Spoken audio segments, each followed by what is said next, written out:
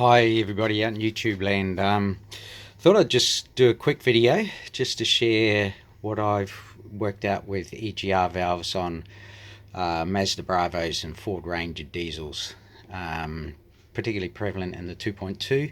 You'll get a fault code saying that the EGR valve is sticking, and in most cases you just take them out, replace them. But I wanted to look into seeing if you can see what the cause is firstly, and see if you can get away with not changing them but just cleaning them. So essentially this is what I found. Now I'll just show you. So this is roughly the position, I'll just pick that up again, but the position that this sits in the vehicle on the left hand side down the back is roughly that position there. You'll notice that I've taken the electrical motor drive off it. It's nothing I can do about it actually, because it's since been thrown in the bin. But nonetheless, I thought I'd take the body and see what we can find and see if it's possible to clean them in the car. So first thing you've got to do to be able to do that is you've got to take this cover off the underside. Now if you try and do that in the car, it's going to be quite difficult, because these two tabs here, you can't, probably just move that over into the light a bit, so you can see there's two tabs on each side. That's what locks that in, and you really need to get both of them lifted up properly so you can then slide it back. They lock into those holes there, and you do need to get this off, because what I've discovered essentially, if you look down inside here, yeah, there was a lot of carbon in there. I cleaned all that out, and also on the other side there was a lot of carbon there, which I cleaned out as well. Now I got it pretty spotless clean, and it was still sticking. So where the problem lies is this, just hang 10. So what I've done is used a center punch to hold the valve open, so you can see it in the open position. I'll just shine the torch in there so you can see that it's open. Now where the carbon buildup is, let me just get this torch in the right position, right down there on the seat. Now it's a valve that sits inside a square recess, and the only way I was actually able to clear that is, I'll just show you.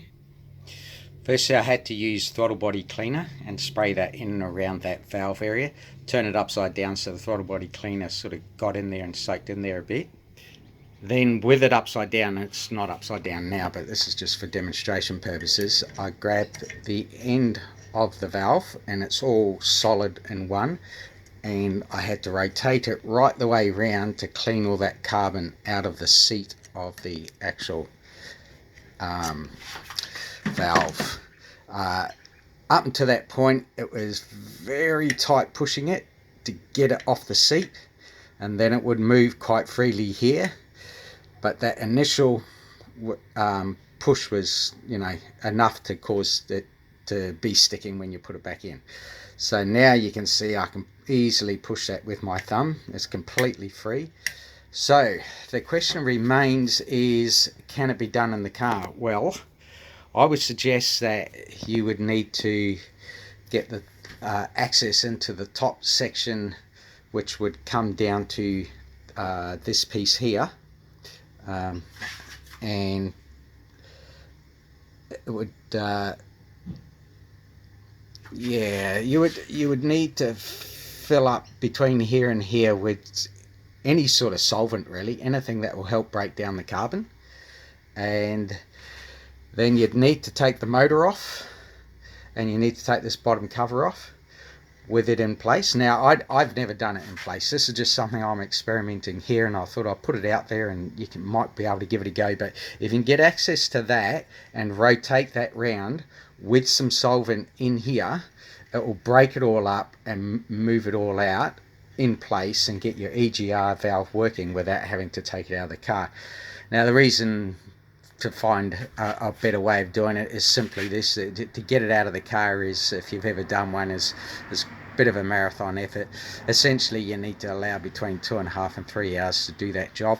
There's not a lot of room, and it is a bit challenging. Can be done, of course, but yeah, I just thought I'd put it out there and see.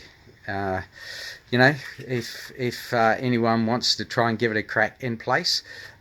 If you have difficulty getting this cover off in place, I would, up here is going to be the most difficult part, so I don't know whether we can slide a piece of perhaps maybe a piece of steel from an old wiper blade, just sharpen the end and see if you can slide it under to release the tabs.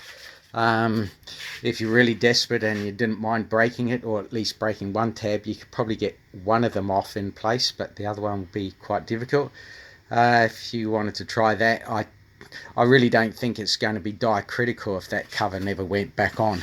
It's really just to stop a bit of rubbish or dust settling around there. If you were using it for serious off-road work, I would suggest you do put it back on. You can see there that there's some carbon has leaked through and got onto the cover from underneath. But aside being a dust cover, it really doesn't serve much purpose other than that. Could come off and stay off. The electric motor would protect it from on top, and this would be sitting underneath on the car.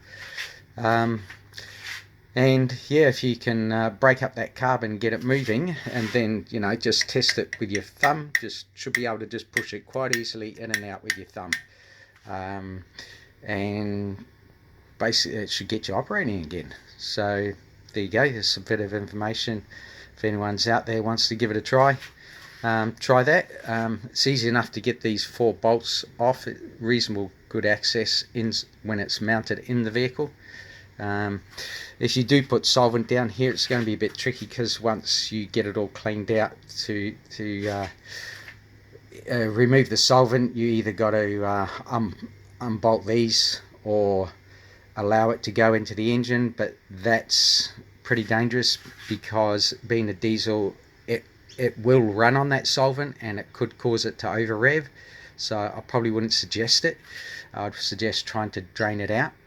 But other than that, I'll leave it with you, and if I do come across one, I'll give it a crack in place, and I'll post another video just to let you know how I went about it safely and what result I got. Just also with regard to this, I think that is a clip on the end, or it's just a no, it's just a guide. Doesn't actually clip, it's just held in with these two here. So